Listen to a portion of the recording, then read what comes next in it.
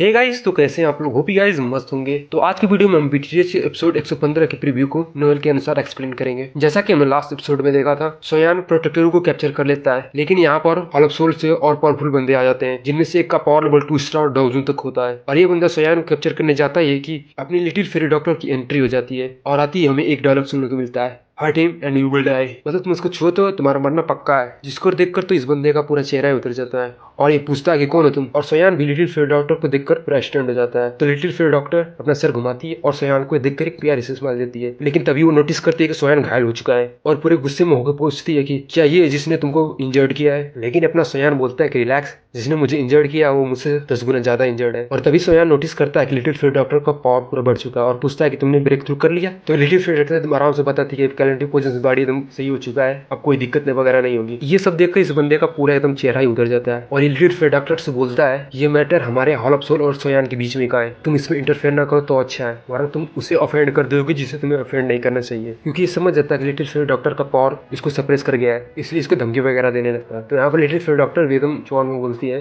Hall of soul मैंने तो उसको सुना ही नहीं है, और अगर है भी वो सोयान की एक बाल इतना भी इंपॉर्टेंट नहीं है। भाई यहाँ पर पूरी डायलॉग बाजी चल रही है और जूनियर के एंट्री में तो और होगा। तो ये बंदा समझ जाता है कि लिटिल फेयर डॉक्टर तो हार नहीं मानेगी, तो ये अपने आए 7 बंदों से अटैक करने को बोलता है कि मैं इससे डील करता हूँ, तुम लोग जाओ और सोयान को कैप्चर कर लो। और ये जो 10 बंदे लाया होता है अपने साथ, उनमें से लीडर का नाम गोंडा होता है, जिसका पावर लेवल 7 स्टार डाउजोंग तक होता है, और अदर भी बंदे उससे थोड़े ही कमजोर है। और ये सब देखकर लिटिल फेयर डॉक्टर सोयान को एक ग्रे करके फॉग में कैद कर देती है और उसके सराउंडिंग स्पेस बना देती है। और ये सब देखकर ये जो बंदे होते हैं इस पर अटैक नहीं करते, क्योंकि इसको देखकर ये लोग तो समझ ही गए कि ये कोई ऑर्डनरी फोर्स नहीं है, क्योंकि डाउजोंग लेवल का बंदा बनाया है इसको। ये सब देखकर कि सोयान पे कोई अटैक नहीं कर रहा है, तो ये अपना सर की नाई की ओर घुमा के बोलती है मैं एक एलाइट डाउजोंग का पावर लेवल टेस्ट करना चाहती हूँ और ये मैं तुम्हारे थ्रू करूंगी। और यहाँ इन दोनों की फाइट स्टार्ट हो जाती है, जिनमें से क्लियरली लिटिल फेयर डॉक्टर का अपर एंड होता है, लेकिन इनका कोई जल्दी सोल्यूशन नहीं निकलता है। लेकिन तभी टियान नाओजुन यहाँ पर आ जाते हैं और लिटिल फेयर डॉक्टर से बोलते हैं सोयान घायल हो चुका है और हम इस तरह कंटिन्यू नहीं कर सकते, पहले यहाँ से हम निकलते हैं और बाद में डिसाइड करेंगे क्या करना है। और फिर ये लोग स्पेस को डिस्ट्रॉय करके यहाँ से भागने की तैयारी करते हैं, लेकिन तभी सामने से एक आवाज आती है कि ये तो बड़ा अनएक्सपेक्टेड है कि कोई कैलेमिटी पोजेस बॉडी को कंट्रोल कर सकता है, मैंने गलत कैलकुलेट किया है। फिर एक स्पेस पोर्टल खुलता है और वहां से फाइनली आइस रिवर वैली के चीफ की एंट्री हो जाती है और इसकी एंट्री से पूरा माहौल एकदम पूरा साइलेंट हो जाता है और फिर इसके साइड सभी बंदे आ जाते हैं। तो ये तियानजी से पूछता है कि तियानसी कहाँ पर है, मतलब कि ये ओल्ड मैन कहाँ पर है, जिसको तो ये सामान तो ये बताता है कि देखो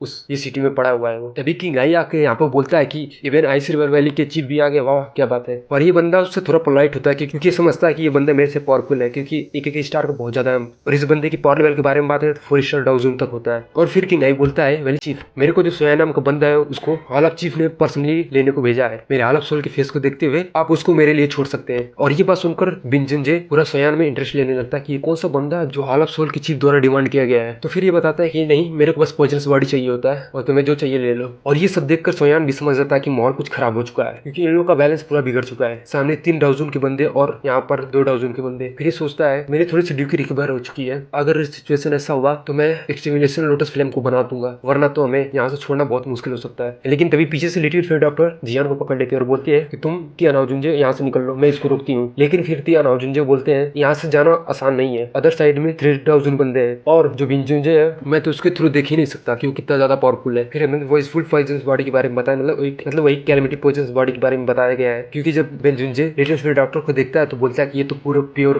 पॉइजनस बॉडी है, क्योंकि ये बंदा आर्टिफिशियल पॉइजनस बॉडी का इस्तेमाल करता है, तो ये उसका नेचुरल दुश्मन है। मतलब ये दूसरी पॉइजनस बॉडी को डिवोर करके अपनी पॉइजनस बॉडी को बनाता है और अपने पावर लेवल को बढ़ाता है। और फिर बेनजुंजे डुकी से बने 2 ड्रैगन पिलर को इन लोग की तरह शूट कर देता है, जिसको लिटिल फेयर डॉक्टर और टिया नाओजुंजे तो टैकल करते हैं, लेकिन वो इसके मैच नहीं होते और वो घायल हो जाते हैं। और ये दोनों पिलर अपने सोयान की ओर आने लगते हैं, जिसको देखकर सोयान अपनी बॉडी पर फ्लेम को बुला लेता है और एकदम इसको टैकल करने के लिए तैयार हो जाता है। लेकिन इसकी हालत बहुत खराब हो चुकी थी। लेकिन तभी एक पोर्टल खुलता है और वहां से 2 बंदे आते हैं और इसको डिस्ट्रॉय कर देते हैं। और यहाँ पर एक पीछे से आवाज आती है 这里的人，你们一个都带不走。 ये बात सुनकर सोयान पूरा कांप जाता है, क्योंकि हम जानते हैं कि सोयान की फेवरेट कौन है जो इसके दिल में बस। तो फाइनली में जूनियर की एंट्री हो जाती है। तो बस आज की वीडियो के इतना ही, हम इसका अगला पार्ट बहुत जल्दी लाने की कोशिश करेंगे।